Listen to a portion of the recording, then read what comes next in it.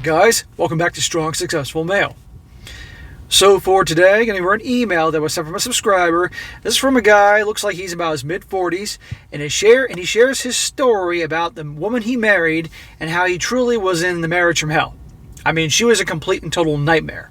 And he is sharing this story as a warning to many of you guys out there before you take the leap and may end up in a situation like he does.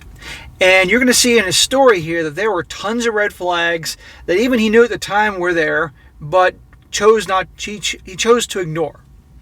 And how he continued to put up with her BS, didn't stand up for himself all the time, and it was just one bad thing after another. But finally one day you're going to see this guy, he gets the strength and he ends it. And he's going to come out on top, and his life is just so much better now that he's free. And so he's sharing this to you guys out there in hope that, A, you don't make the mistakes he did, but if you do, there is a light at the end of the tunnel. You can get out of it, start over, and there's happiness. And that's what I want all you guys to have. Now, it's a longer one, so I'm going to get right into it. He says, Dear SSM, I'm a longtime follower of your channel and listen to all your videos. I wanted to share my story for ages, but it took me some time to muster up the energy to write it all down.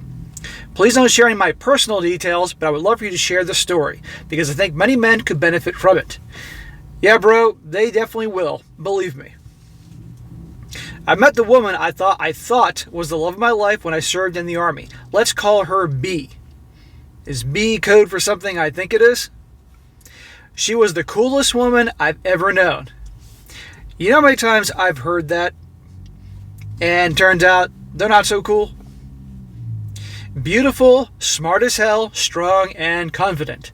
I was never one to go for the delicate flower types of women. Well, after all this, maybe you might actually should have gone for the delicate flower type of women compared to this nightmare. It says, I like the ones who aren't into the romantic buy me a diamond crap. Anyway, back then, B had a boyfriend, and I had a girlfriend, and my code of honor did not allow me to pass at her while she was with another man or I with another woman. Good for you, man. I did break up with my girlfriend, though.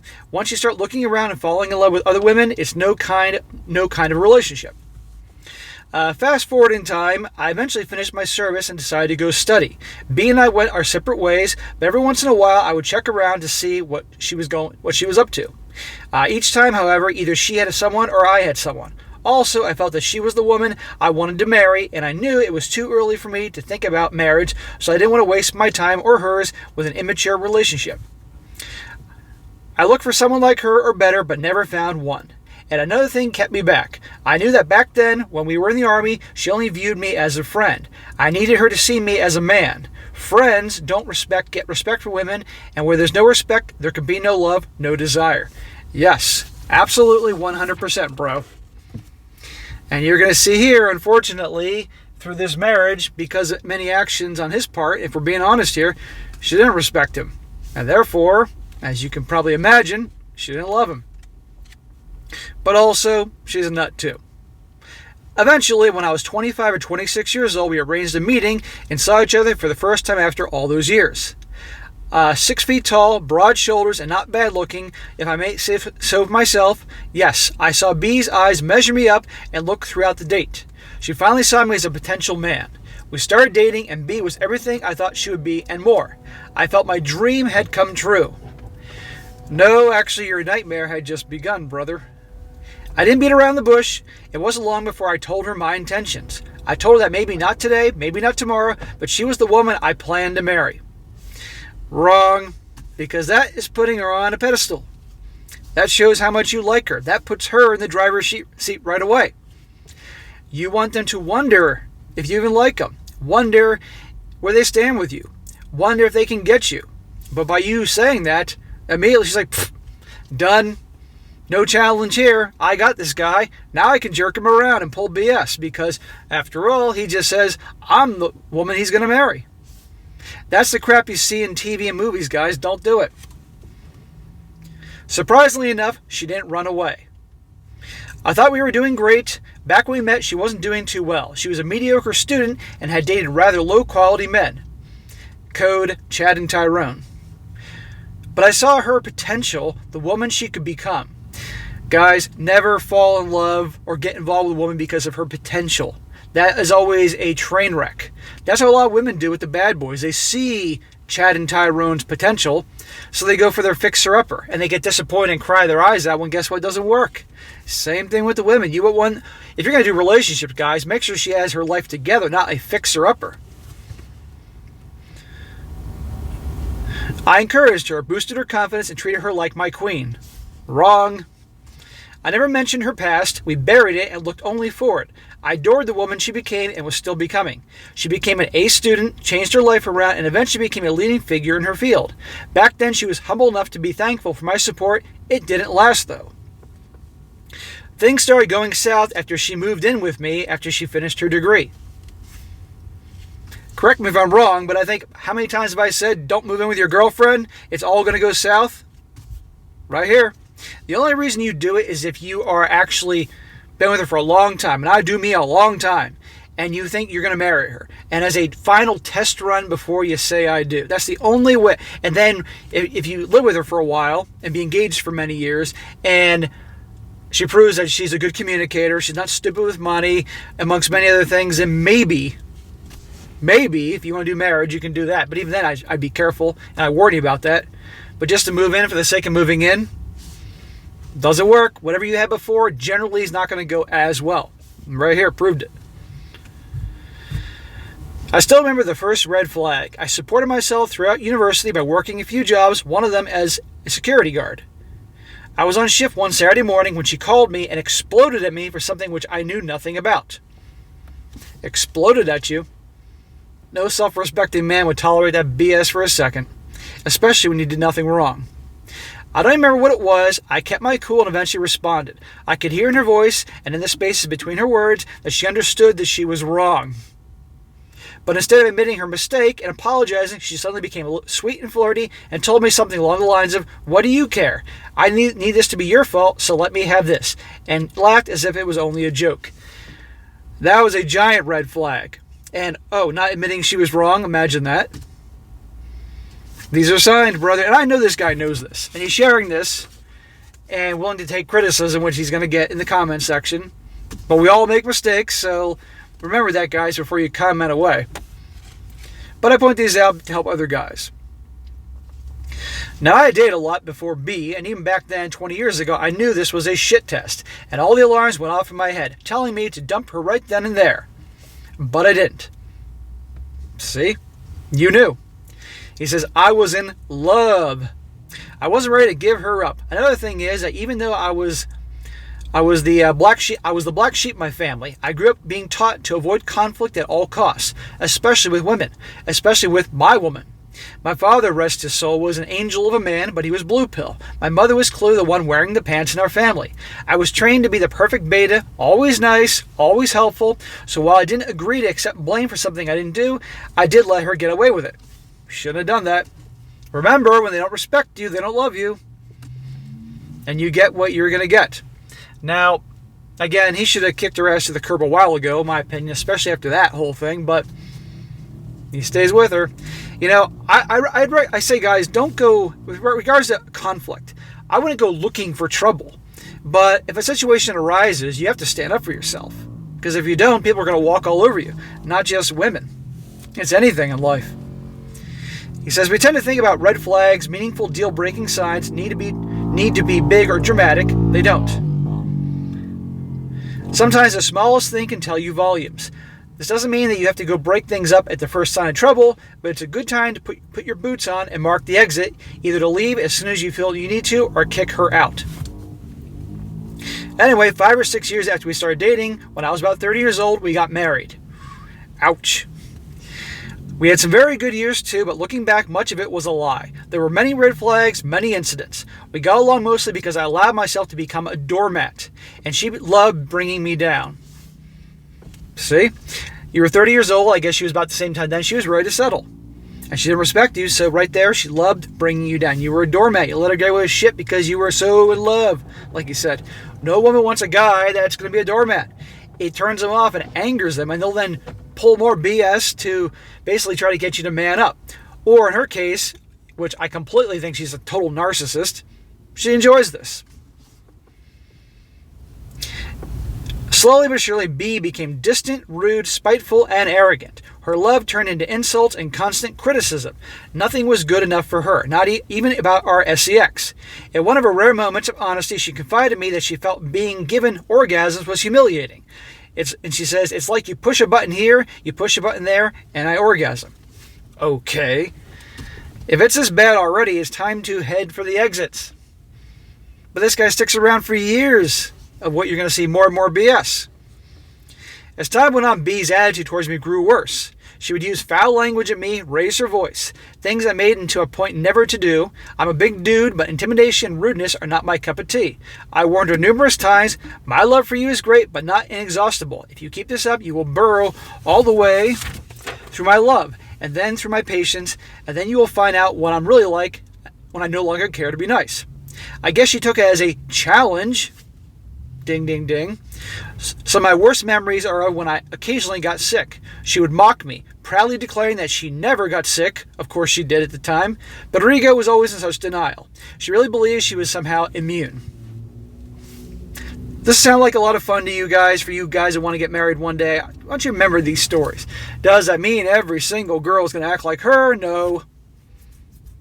But there are a lot of wackos out there.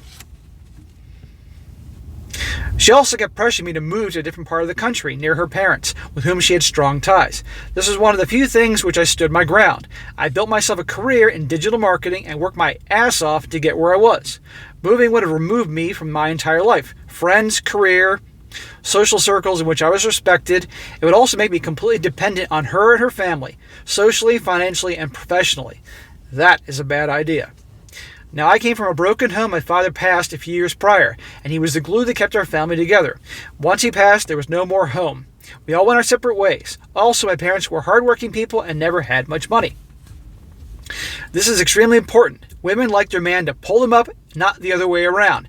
Never take a woman who is of higher social status than you or a member of a higher status family. You will never earn respect. Yes. You will always be the outsider and they your benefactors. You will have no leverage in any argument, and your wife will always feel deep inside, even if she never admits it, that she has you by the balls. This will make both of you miserable. You because you always feel a little castrated, and her because she'll always feel in the back of her head that she settled for a lesser man. I couldn't agree more with what you just said there. Dead on. And a lot of people wouldn't like hearing that. We're in the era that, a guy can be with a woman, makes more money, has more wealth, and everything will be okay. When I do those stories, how do they work out for the guy? She loses respect for him. She feels like she's settled. She felt like she could have something better. And in an era where more and more women have professional positions, make a lot of money, and less guys are going to college because they realize it's not worth it, we have a lot more of that going on. How's that working out? Not very well. It is what it is, guys. A lot of people don't like when I talk about things that are reality, because a lot of people want to live in a world based on how things ought to be in their opinion versus how things really are. And then, of course, when anybody talks about how things really are, reality, common sense, they get pissed off and freak out and yell at you and want to cancel you and all that ridiculous shit. She won't be able to appreciate, respect, love, or be really attracted to a man that essentially cannot put her in her place. If you can't control her, you can't protect her. And if you can't protect her, she can't really take you seriously as a prospective mate. She will always dream of being conquered by a real man. Yes, in varying degrees, yes. Some more, some less. They want a strong man. The only ones that don't want a strong man are the masculine ones. And they end up with the feminine guys. At one point, I lost my job and spent 2 years unemployed. I did, however, continue to work independently and bring in what I could. To help B move up the professional ladder, he says she was very ambitious, I also did assignments she got from work, but really didn't know how to do. She had no problem taking credit for my work while completely discrediting my professional abilities. I also took her frequent complaints to heart and learned how to take on more and more of the household chores. I did almost everything, and still she would badger me that I do nothing, and she feels all alone. Break up with her, end the marriage. This is miserable, brother. I know you know this, but good Lord. I'm sure people watching this right now is probably like, why the hell didn't he get a divorce? But people sometimes have to go through so much misery until they finally say, that's it, I'm done, moving on. I also took her complaints to heart and learned how to take on more and more of the household chore. I read that part. One evening while she was complaining again, the thought crossed my mind that she was sitting in the living room that I cleaned after getting back from work, driving my car, which she hit another car with, eating food, made wearing clothes that I washed, and she was still complaining. The SEX stopped nearly completely. She provided any excuse under the sun because she insisted that women are just as sexual as men. It was inconceivable for her that I was more sexual and that she failed to satisfy me. She didn't fail. She never fails. I was the one who failed. She's a narcissist. 5 years into our marriage, I would say more like 5 years into your sentence, and 10 years into our relationship, I got diagnosed with severe major depression. Gee, I wonder where that came from. Shit. That explained a lot. I started treatment and gradually found my footing again. Good, bro. The fog lifted and I grew stronger and more independent every day. I thought that my wife would be happy. I struggled to get well, all the while maintaining a full-time job working crazy hours. I even got a higher paying job where I made more money than she did. Uh-oh, I can see where this is going. To my surprise and disappointment, B couldn't have it. If she was overbearing before, she became monstrous now, more abusive. Instead of being excited I was finally getting better, advancing in my career, and bringing in more money, she resented me for it. B did her best to beat me down, gaslight me, and remind me of everything I did and didn't do during my years of severe depression. Remember how in the beginning of this story he said she was the coolest woman that he ever met? And the one he was destined to marry? She's a monster. She even complained that she wasn't earning as much as she deserved. That B couldn't stand the thought I was making more money than she did. This only goes to show how difficult it is to gain social market value in some women's eyes. Losing is easy as falling. And still I held on, hoping against hope that I might be able to get things back to the way they were in the beginning, when she still loved and appreciated me, when she was afraid to lose me. Well, that's a problem, brother. She never was afraid to lose you, because from the day one you said, "You're the woman I'm going to marry." So she knew instantly then, okay, I got this guy. In no time does she ever think that you're going to walk away. She doesn't respect you for many, many reasons. And you did a lot of things wrong. I'm not going to BS you. But also, she's a nut. She really is. A type like this can't be happy with anybody. I tried to make things right, to grow a backbone and retaliate against her attitude towards me, but it was too little too late. When a wild stallion resists and refuses to comply, he is respected and feared. When the tame horse tries to resist and refuses to comply, he gets a bullet. Some things cannot be undone. I had surrendered my respect far too long ago to demand it now. That's a very good point. Good observation. No sex became no physical affection at all. We slept on two opposite sides of the bed, like two strangers forced to occupy the same narrow space. I would lie in bed crying silently, thinking what became my life, what became of my true love. Well, dude, I'm sorry you're upset, but again, this is when you should have ended it. And for God's sake, don't ever let a person like that ever see you cry. Never cry in front of a woman, unless, at least on purpose. And if you do, quick, wipe down those tears and walk in the other room. It is what it is, especially a monster like her. In those same nights, I worked slowly but diligently on killing my love and desire for my wife. I was humiliated, abused, miserable, and alone in my marriage. It was time to get rid of the emotions which B no longer deserved. It drove me nuts. How many women would have killed to find a tall, handsome man who would love them so concretely and desire them so much even after 15 years? I may have been 40 at the time, but she was 23, and she wasn't 23 anymore as well. Yeah, exactly. I don't know what she looked. I'm assuming she was above average looks when he started, but she's probably now close to 40 years old. Her prime is long gone, but you, my friend, still have plenty of options. As the saying goes, men age like Sean Connery, and women age like Sean Connery. So you got a shot. Around that time, B opened a new business with a friend. That business was dependent on weather, and she insisted on launching it in December, when it's cold and rainy. I advised her against it, but she wouldn't listen to me on principle. What did I know? I'd only been working in marketing for a decade. Nevertheless, I did what a good husband is expected to do and helped her as much as I could. I would even go after a whole day of work and help her with her business, but B resented my help with a passion. During an argument, she told me she neither asked for my help nor needed it. Offended, I withdrew my involvement. Sure enough, even before spring came around, the business was tanking. Imagine that. I'd be lying if I said I didn't find any satisfaction in that, but seeing how miserable it made her, I decided to be the bigger person and offer her my help and advice. Spring was approaching, and if she had held out a little longer, her business might have stood a chance. B declined my help again, and in an act of proud defiance, she shut the business down. I was livid. She'd rather kill her dream project than let me save it and have the knowledge, my worth, or dare shall I say, thank me. Again, why didn't you end the marriage? Even if it cost you so much in the divorce process, it'd be worth it. Life is short, guys, to put up with this bullshit. It was around that time that I noticed I had no recollection of the last time she had told me she loved me. Dude, she never loved you. I'm sorry to say that, but she never did. She's not capable of it. People like that, no way.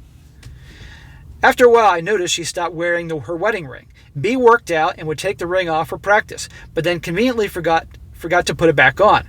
I also worked out, but also kept my wedding ring with me and worked religiously. After I confronted her about it a few times with no effect, I sadly took off my own ring and put it on hers. I knew we were done. But if she didn't love me and was so miserable, why didn't she just tell me and end it? Probably because she wanted to make you miserable. That's probably the only joy she had.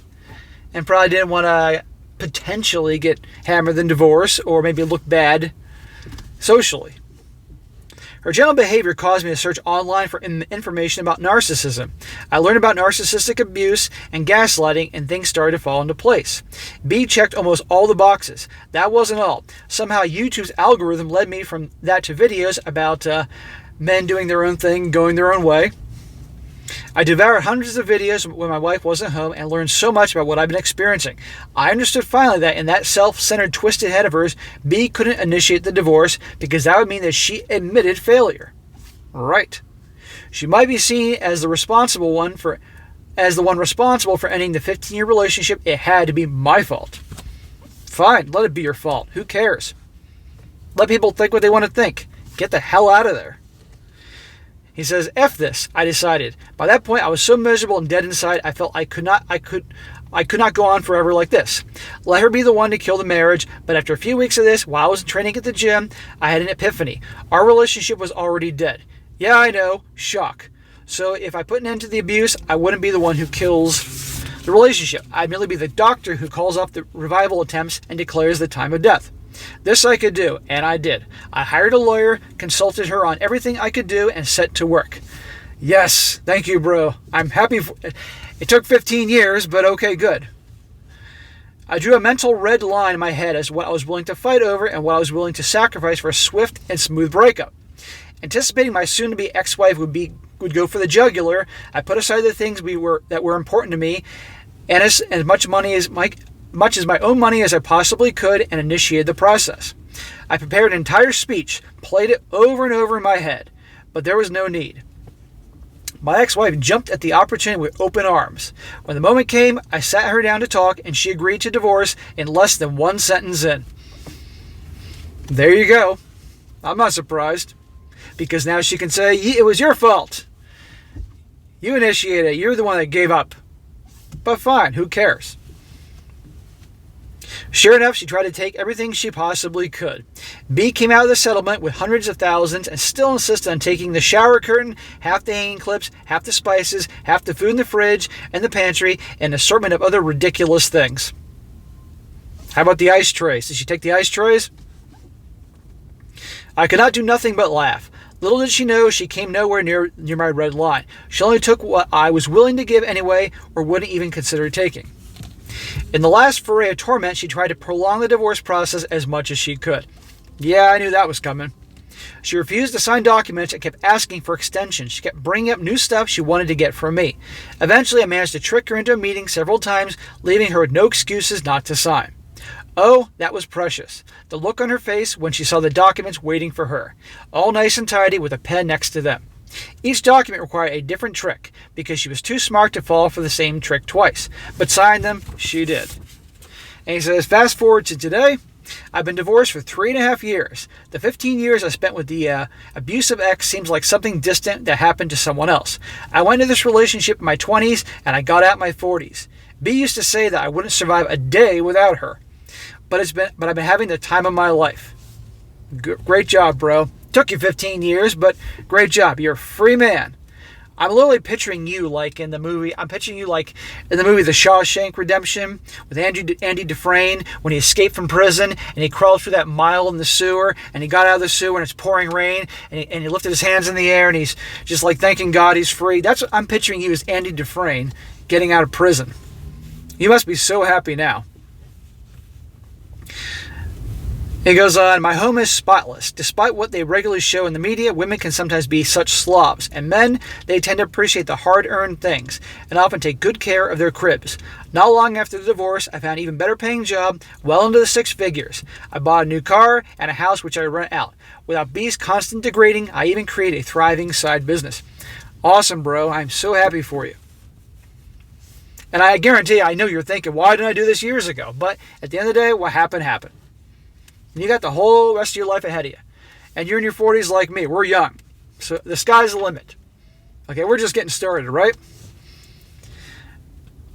I threw out almost everything we shared, but I held on to my marital bed just for the fun of defiling it as much as I possibly can. I was a good, loyal, loving, and supportive husband, and all it got me was heartache and humiliation. That once cold bed is now almost falling apart from everything it went through, and all the women that came and went on it, pun intended. F marriage, F cohabitation, F ideas like one true love, and everyone who keeps that alive. It says here, as for my ex-wife, looking back, I'm quite sure she has cheated on me. Oh, I'm sure she did. But frankly, I didn't care back then, and I don't care today. It's not as if I wanted to touch her anymore anyway. I was never unfaithful, and that's all that matters to me. Believe it or not, towards the end, out of the blue, B wanted us to buy a house together and have a child. I laughed both ideas off.